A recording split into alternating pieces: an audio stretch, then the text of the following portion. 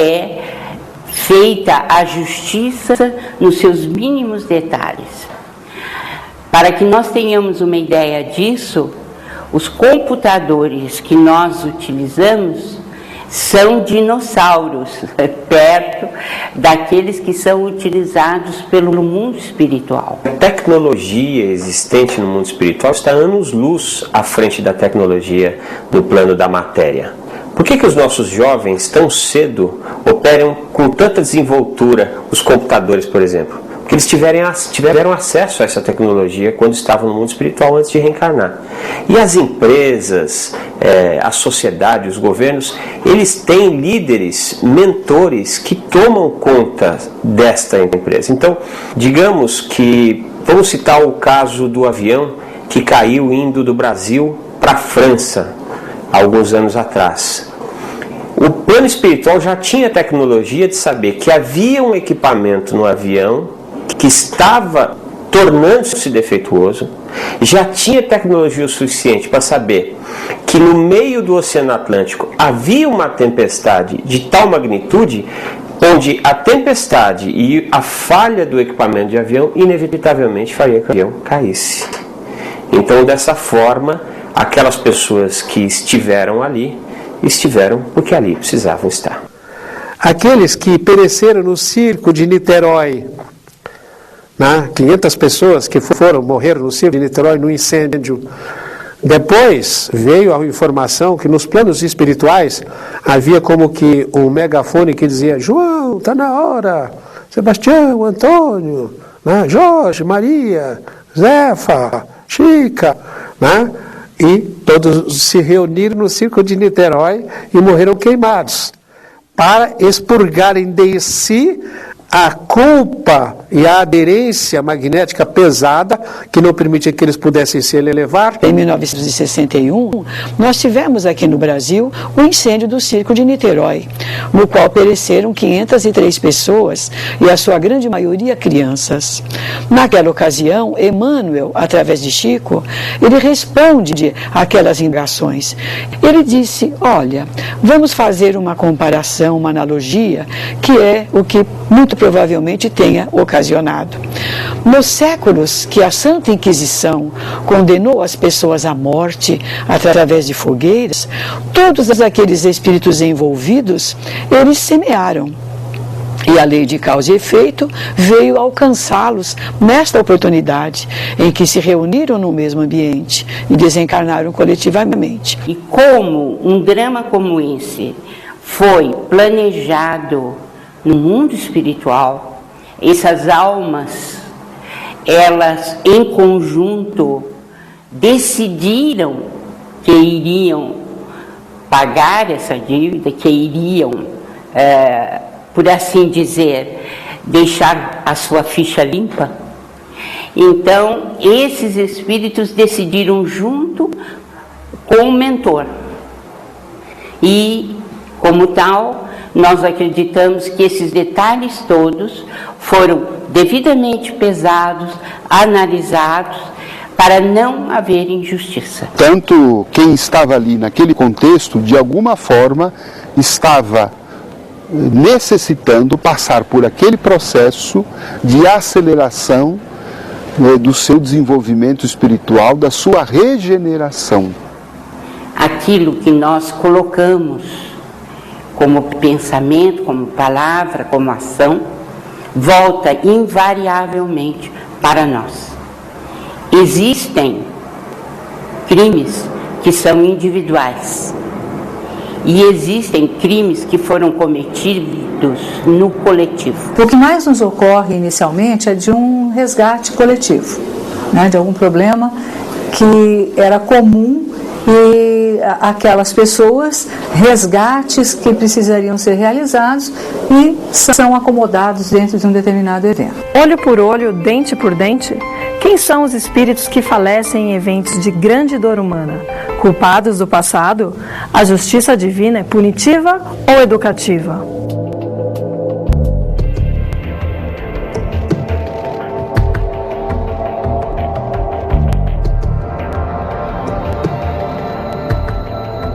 Nesse domingo, dia 27, foi o Dia Internacional de Memória pelas Vítimas do Holocausto. Eu fiquei me perguntando, quem teriam sido as vítimas do Holocausto? Aqueles que morreram ou aqueles que mataram? Aqueles que morreram, eu fiquei perguntando, né? Por que morreram? Nós entendemos que esses nossos irmãos, mais de 230 irmãozinhos nossos, na maioria dos jovens, foram espíritos altamente corajosos, que poderiam trazer débitos do passado. Nós vemos que os campos de concentração, as mortes na câmara de gás, elas envolveram muitos espíritos que, ao final da Segunda Guerra Mundial, se comprometeram para com a lei de causa e efeito. Aqueles que cometeram juntos um crime ou vários crimes, eles sejam responsabilizados em conjunto. Cremos nós, na nossa pesquisa dentro da doutrina, que esses irmãozinhos que agora encontraram a sua desencarnação, na grande maioria por asfixia, devam ter, em algum ponto da sua vida, se comprometido nessa direção. E agora se fortaleceram, se prepararam e valorosamente, corajosamente, aceitaram a oportunidade de experimentar uma prova de tal envergadura. A justiça divina nunca ela é punitiva. A justiça divina ela é educativa. Deus não pune ninguém. Deus estabelece leis. E a lei suprema é a lei do amor. O Paulo de Tarso diz assim, não vos equivoqueis, de Deus não se zomba. Aquilo que semeardes, tu mesmo havereis de colher. É quase como se fosse a lei de olho por olho, dente por dente. Então você diz, se eu mato alguém, alguém vai ter que me matar? Não, mas você vai ter que morrer. Por quê? Porque o salário do pecado é a morte.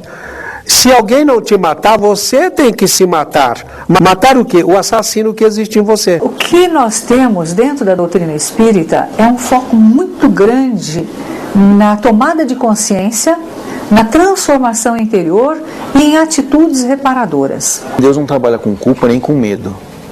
Ele trabalha com a noção de responsabilidade.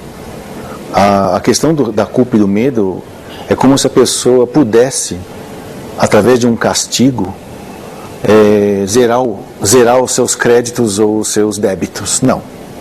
O que faz você se sentir de bem com a sua consciência e com a consciência universal é você, talvez, vamos dizer assim, entrar em arrependimento, né?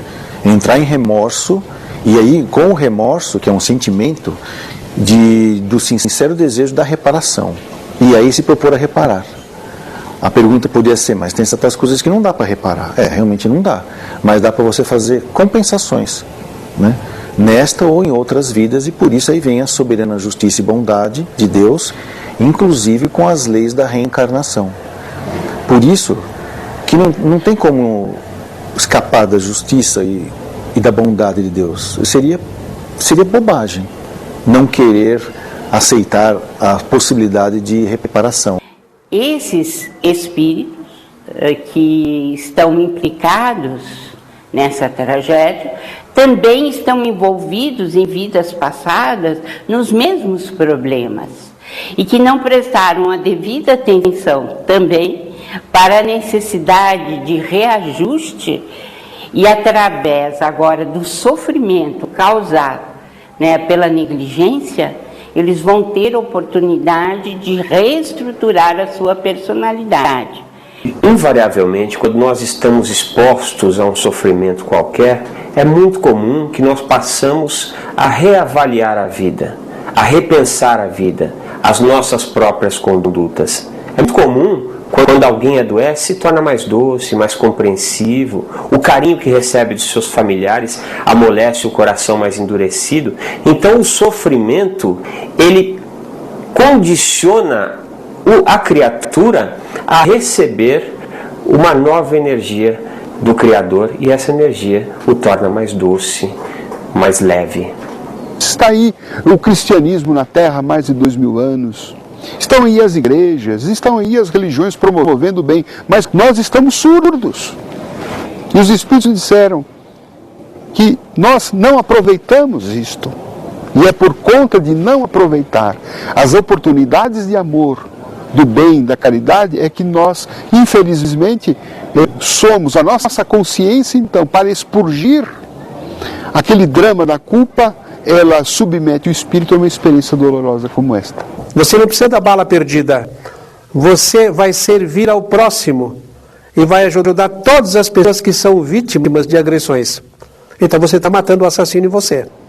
Evidentemente que a justiça divina nunca se vale, numa primeira tentativa, desses flagelos destruidores. Ela sempre enseja mecanismos para que a própria pessoa, através do amor, através do trabalho, através da sua própria regeneração, ela mesma se harmonize, independentemente do sofrimento. O sofrimento surge em nossa vida quando nós não nos entregamos ao trabalho de reconstrução de nós mesmos. Então, andamos por várias encarnações, repisando episódios infelizes, repisando atitudes egoístas, repisando mágoas, ressentimentos, animosidades, promovendo guerras, promovendo corrupções, promovendo, sim, uma série de desatinos, e não atendemos a esses chamados de Deus, a esse chamado da vida espiritual, para que o homem volte, tal qual o filho pródigo, que um dia se distancia do pai, ele volte à casa do pai, quer dizer, volte à casa do amor, à casa da harmonia, da concórdia, da felicidade, da fraternidade. Quando ele voluntariamente não se apoia nesse contexto de reparação, a lei divina, a justiça divina, então, entra em ação para compeli-lo e para acelerar aquele processo de crescimento que estava estagnado. O grande edifício Andraus arde em chamas. A grande loja está incendiada.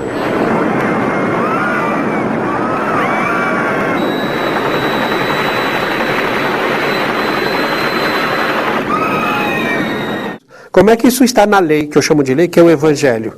Como é, que é necessário que venha o escândalo, mas ai daquele que o praticar. É necessário que venha o escândalo. Por quê? O escândalo, ou seja, a negligência dos donos da boate lá de Santa Maria, proporcionou que acontecesse isso com essas pessoas.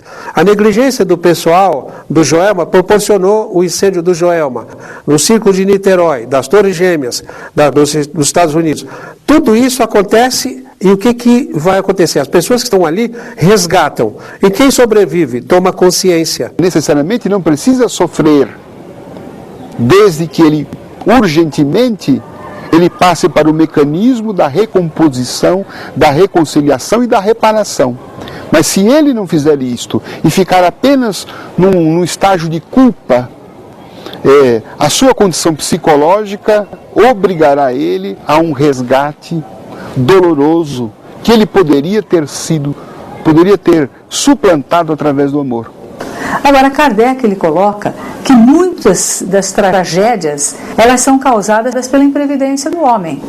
Então nós não podemos colocar a culpa no karma, a culpa no resgate, quando nós sempre temos fatores de negligência com relação aos cuidados para uma determinada situação.